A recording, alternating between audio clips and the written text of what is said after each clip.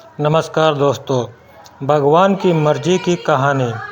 एक आदमी मंदिर में सेवक था। उसका काम मंदिर की साफ सफाई करना था। भक्तों और श्रद्धालुओं द्वारा दिए गए दान में से थोड़ा बहुत से उसे मंदिर के पुजारी द्वारा दे दिया जाता। इसी से उसकी गुजर बसर चल रही थी। वह अपनी ज़िंदगी से बहुत परेशान और दुखी था। मंदिर में काम करते करते वह दिन भर अपनी ज़िंदगी को लेकर शिकायतें करता रहता। एक दिन शिकायत करते हुए वह भगवान से बोला, भगवान जी, आपकी ज़िंदगी कितनी आसान है। आपको बस एक जगह आराम से खड़े रहना होता है। मेरी ज़िंदगी को देखो, कितनी कठिन ज़िंदगी जी रहा हूँ। मैं दिन भर कड़ी मेहनत करता हूँ, तब कहीं 2 जून की रोटी नसीब हो पाती है। काश मेरी ज़िंदगी भी आपकी तरह होती। उसकी बात सुनकर भगवान बोले, तुम जैसा सोच रहे हो वैसा नहीं है। मेरी जगह रहना बिल्कुल आसान नहीं है। मुझे बहुत सारी चीज़ें देखनी पड़ती है, बहुत सी व्यवस्थाएं करनी पड़ती है। ये हर किसी के बस की बात नहीं है। भगवान जी, कैसी बात कर रहे हैं आप? आपका काम आसान ही तो है। आपकी तरह तो मैं भी दिन भर खड़े रह सकता हूँ। इसमें कौन सी बड़ी बात है? मंदिर का सेवक बोला, तुम नहीं कर पाओगे। इस काम में बहुत धैर्य की आवश्यकता पड़ती है। भगवान बोले, मैं ज़रूर कर पाऊँगा। आप मुझे एक दिन अपनी ज़िंदगी जीने दीजिए। आप जैसा बताएंगे मैं वैसा ही करूँगा। मंदिर का सेवक जिद करने लगा। उसकी जिद के आगे भगवान मान गए और बोले, ठीक है, आज पूरा दिन तुम मेरी ज़िंदगी जियो। मैं तुम्हारी ज़िंदगी जीता हूँ, लेकिन मेरी ज़िंदगी जीने के लिए तुम्हें कुछ शर्तें माननी होगी। मैं हर शर्त मानने को तैयार हूँ भगवान जी। सेवक बोला, ठीक है, तो ध्यान से सुनो। मंदिर में दिन भर बहुत से लोग आएंगे और तुमसे बहुत कुछ कहेंगे। कुछ तुम्हें अच्छा बोलेंगे तो कुछ बुरा। तुम्हें हर किसी की बात चुपचाप कह जगह मूर्ति की तरह खड़े रहकर धैर्य के साथ सुननी है और उन पर कोई प्रतिक्रिया नहीं देनी है। सेवक मान गया। भगवान और उसने अपनी ज़िंदगी एक दिन के लिए आपस में बदल ली।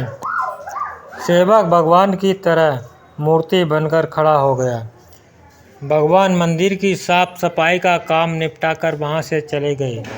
कुछ समय बीतने के बाद मंदिर में एक धनी व्यापारी आया। भगवान से प्रार्थना करते हुए वह बोला, भगवान जी, मैं एक फैक्ट्री डाल रहा हूँ। मुझे आशीर्वाद दीजिए कि यह फैक्ट्री अच्छी तरह चले और मैं इससे अच्छा मुनाफा कमाऊँ। प्रार्थना करने के बाद वह प्रणाम करने के लिए नीचे झुका तो उसका बटुआ गिर गया।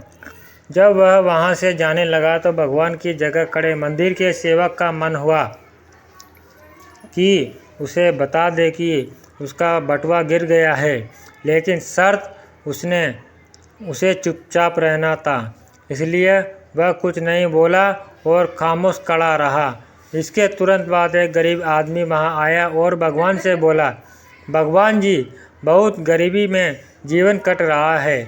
परिवार का पेट पालना और माँ की दवाई की व्यवस्था नहीं है। समझ नहीं पा रहा हूँ कि इतना सब कैसे करूँ। आज देखो, मेरे पास बस 1 रुपया है। इससे मैं क्या कर पाऊँगा? आप ही कुछ चमत्कार करो और मेरे लिए धन की व्यवस्था कर दो। प्रार्थना करने के बाद जैसे ही वह जाने को हुआ, उसे नीचे गिरा व्यापारी का बटुआ दिखाई पड़ा। उसने बटुआ उठा लिया और भगवान को धन्यवाद देते हुए बोला, भगवान जी, आप धन्य हैं। आपने मेरी प्रार्थना इतनी जल्दी सुन ली। इन पैसों से मेरा परिवार कुछ दिन भोजन कर सकता है। माँ की दवाई की भी व्यवस्था हो जाएगी। भगवान की धन्यवाद देकर वह वहाँ से जाने लगा। तब भगवान बने मंदिर के सेवक का मन हुआ कि उसे बता दे कि वह बटुआ तो व्यापारी का है, उसे मैंने नहीं दिया। वह जो कर रहा है वह चोरी है। लेकिन वह चुप रहने के लिए विवश था। इसलिए मन मारकर चुपचाप खड़ा रहा। मंदिर में आने वाला तीसरा व्यक्ति एक नाविक था। वह 14 दिन के लिए समुद्री यात्रा पर जा रहा था। भगवान से उसने प्रार्थना की कि उसकी यात्रा सुरक्षित रहे और वह सकुशल वापस आ सके। वह प्रार्थना कर ही रहा था कि धनी व्यापारी वहां आ गया। वह अपने साथ पुलिस भी लेकर आया था। नाविक को देखकर वह पुलिस से बोला, मेरे बाद ये मंदिर में आया है, जरूर इसने ही मेरा बटुआ चुराया होगा, आप इसे गिरफ्तार कर लीजिए। पुलिस नाविक को पकड़कर ले जाने लगी। भगवान बने आदमी को अपने सामने होता हुआ यह अन्याय सहन नहीं हुआ। शर्त अनुसार उसे चुप रहना था, लेकिन उसे लगा कि बहुत गलत हो चुका है।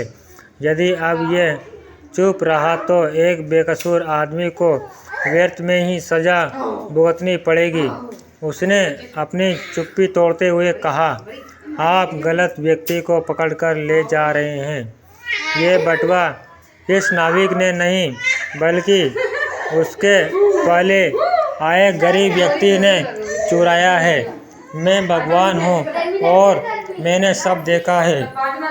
पुलिस भगवान की बात कैसे नहीं मानती। उनकी बात मानकर उन्होंने नाविक को छोड़ दिया और उस गरीब आदमी को पकड़ लिया जिसने बटुआ लिया था। शाम को जब भगवान वापस आए तो मंदिर के सेवक ने पूरे दिन का वृत्तांत सुनाते हुए उन्हें गर्व के साथ बताया कि आज मैंने एक व्यक्ति के साथ अन्याय होने से रोका है।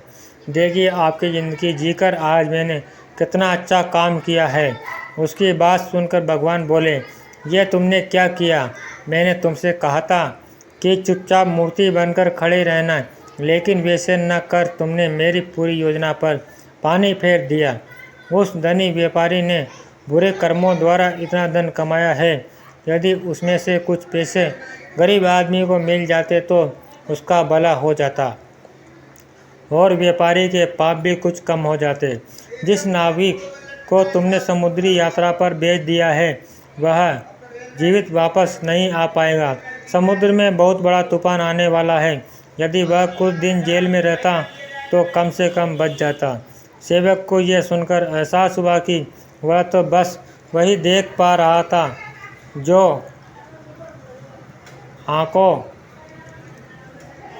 आंखों के सामने हो रहा था। उन सबके पीछे की वास्तविकता को वह देख ही नहीं पा रहा था।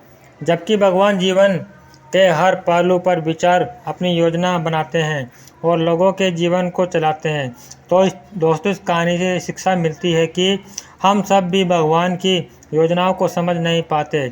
जब हमारे साथ कुछ गलत हो रहा होता है तो या हमारे हिसाब से कुछ नहीं हो रहा होता है तो भगवान देरे खोकर हम भगवान को दोष देने लगते हैं। हम ये समझ नहीं पाते कि इन सब के पीछे भगवान की कोई ना कोई योजना छुपी हुई होती है। ऐसे समय में हमें भगवान पर विश्वास रखकर धैर्य धारण करने की आवश्यकता है। इसलिए चिंता न करें। यदि आपकी मर्जी से कुछ नहीं हो रहा तो इसका अर्थ है कि वह भगवान की मर्जी से हो रहा है, और भले ही देर से ही सही, भगवान की मर्जी से सब अच्छा ही होता है। धन्यवाद दोस्तों, आपने कहानी ध्यान लेकर ज़रूर सुनी है, और अगर आप इस चैनल पर नए हो तो चैनल को सब्सक्राइब ज़रूर करें।